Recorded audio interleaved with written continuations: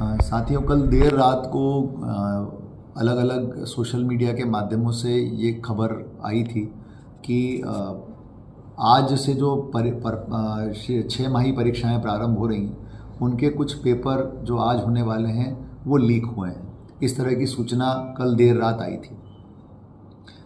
जैसा कि मैंने आपको पहले भी बताया था कि हम लोग इस बार की 6 माही परीक्षाएं जो हैं पूरी वार्षिक परीक्षा की तर्ज पे करा रहे हैं, उतनी ही सख्ती के साथ हम लोग इसको कराने का प्रयास कर रहे हैं। चूँकि ये पेपर बोर्ड से आते हैं, हम लोगों ने अभी सुबह वाली जो पाली में परीक्षाएं हुई हैं 9वीं और 10वीं की, उस परीक्षाओं में जो हमारे यहाँ पर पेपर कोड यूज़ हुए हैं और जो ये सोशल मीडिया पर जो वायरल पेपर कोड है उनका मिलान किया गया, तो ये पाया गया कि दमोह ज़िले से संबंधित कोई भी पेपर कोड नहीं है। हमारे यहाँ के पेपर पूरी तरह से भिन्न हैं।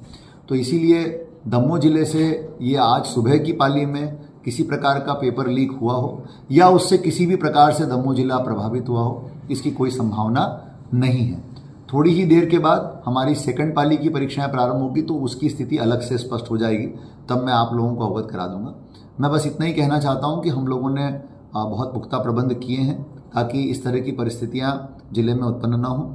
मैं सभी विद्यार्थियों से भी अनुरोध करना चाहूँगा कि नकल के शॉर्टकट में बिल्कुल ना पड़ें, इस तरह के पेपर लीक करने वाले गिरोहों के चक्कर में बिल्कुल ना पड़े, क्योंकि आपकी एक छोटी सी गलती आपका पूरा करियर, आपका पूरा जीवन बर्बाद कर सकती है। और इसीलिए ये शॉर्टकट कभी भी आपको अपने जीवन में सफलता नहीं दिला सकते। सफलता पाने के लिए पढ़ाई करना पड़ती है। भले ही आपके नंबर कम आए, कोई दिक्कत नहीं है उससे, लेकिन कोई गलत साधन का इस्तेमाल करके हमको पढ़ाई नहीं करना है, गलत तरीके से हमको आगे जीवन में नहीं बढ़ना है।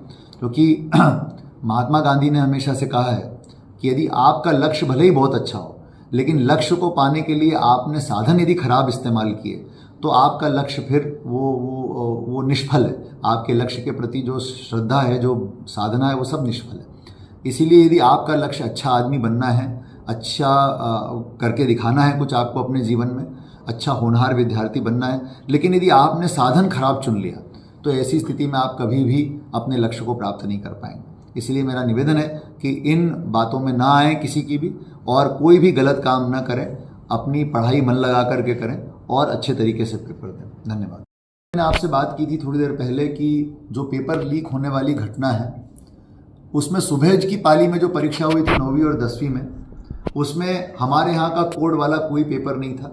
इसका मतलब दमोह से ऐसी कोई घटना नहीं हुई और ना ही दमोह के बच्चे उससे प्रभावित हो रहे हैं, ना उनके पेपरों में कोई दिक्कत आ रही, क्योंकि वो पेपर बिल्कुल अलग है जो कथित रूप से लीक होना बताया